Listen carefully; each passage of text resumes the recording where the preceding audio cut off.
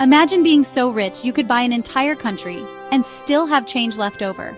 Now imagine refusing to fight in a war and instead paying a stranger to risk his life for you, and then giving away every single penny of that fortune. This isn't a movie. This is the unbelievable true story of Andrew Carnegie. Andrew Carnegie was a man of two faces. On one hand, a ruthless business titan who built an empire with steel and fire. On the other, a generous grandfatherly figure who built thousands of libraries. How can one person hold such opposite legacies? To understand, we have to go back to the very beginning. Andrew was born in Scotland in a tiny, cramped home. His family was very poor. Young Andrew Carnegie grew up in deep poverty. His mother sewed shoes day and night. His father was a weaver, but his business was destroyed by new machines that could do the job faster and cheaper. His dad lost his work and couldn't find another job. In 1848, with nothing left to lose, his family sold everything they owned. They borrowed money and crammed onto a ship headed for America, hoping for a better life in Pittsburgh. But America was still very hard. His parents struggled to find work. At just 12 years old, Andrew was forced to leave school forever. He had to earn money to keep his family from starving. His first job was in a dark, hot boiler room. It was a tough start for a boy with big dreams. Andrew's first big break came when he got a job as a telegraph messenger. He rode his bike all over Pittsburgh, delivering messages. But Andrew was smart. He didn't just deliver messages. He memorized the names and faces of every important businessman he met. He built connections without even trying. He also taught himself Morse code and became so good he could understand it just by listening.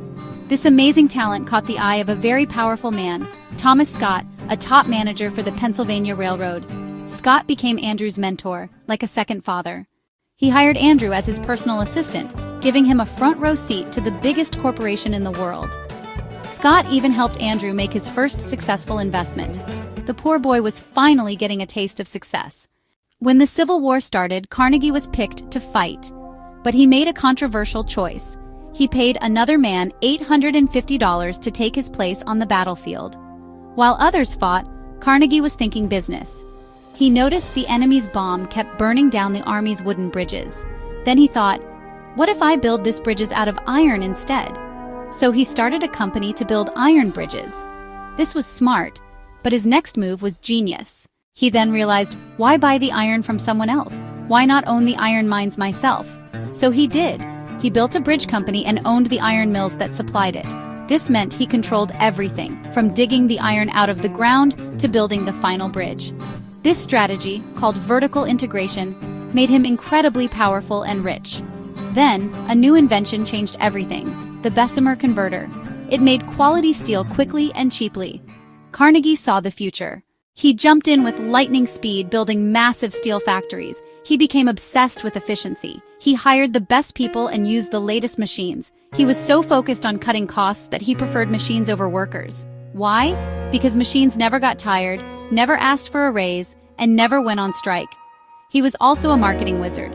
When he built his first steel factory, he didn't name it after himself. He named it after his biggest customer, J. Edgar Thompson. It was a brilliant trick. The customer was so flattered, he ordered a huge amount of steel immediately he heard what Carnegie had done. To grow even bigger, Carnegie hired a tough and ruthless man named Henry Clay Frick.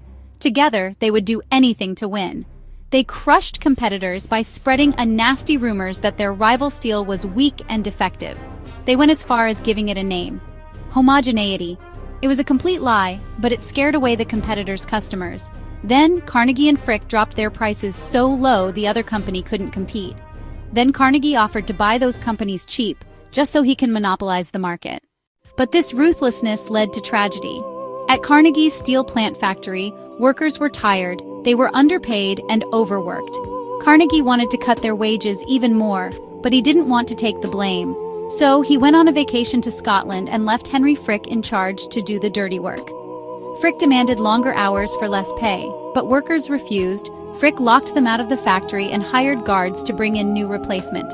A terrible battle broke out between the guards and the thousands of striking workers. People died, and a lot injured. It became known as the Homestead Massacre. The world saw Carnegie as a hypocrite and a coward. He talked about supporting workers, but his actions showed the opposite. He had used Frick as a scapegoat. By 1901, Carnegie was tired of the business battles. He was almost 70 years old. When J.P. Morgan, a famous banker, wanted to buy his company, Carnegie simply wrote a number on a slip of paper: $480 million. Morgan looked at it and said, "I accept." Just like that, Andrew Carnegie became the richest man in the world. And then, he walked away from business forever. He spent the last 18 years of his life giving away his massive fortune. Remembering how much he loved learning in libraries as a young man, he funded the building of over 2,500 libraries all around the world. He built the famous Carnegie Hall in New York. He gave his money to schools and charities. He believed a rich man's duty was to give back to society. So who was Andrew Carnegie really? Was he the greedy businessman who crushed competitors and workers? Or was he the generous philanthropist who wanted to help the world? The truth is, he was both. His life reminds us that success is complicated. He used brilliant strategies and brutal tactics to build an empire. Then he tried to use his wealth to make the world a better place. He is a puzzle. A man who spent the first half of his life building a fortune, and the second half trying to redeem himself. What do you think? Can great charity wash away the sins of how the money was made? Let me know your thoughts in the comments. If you are fascinated by this tale of ambition and legacy, do this for us. Smash the like button and subscribe for more incredible stories from the world of business. Our next video would be about John D. Rockefeller. It's a story you won't believe, and trust me, you won't want to miss it. Thanks for watching. See you same time, same channel next week. Until then, keep dreaming big.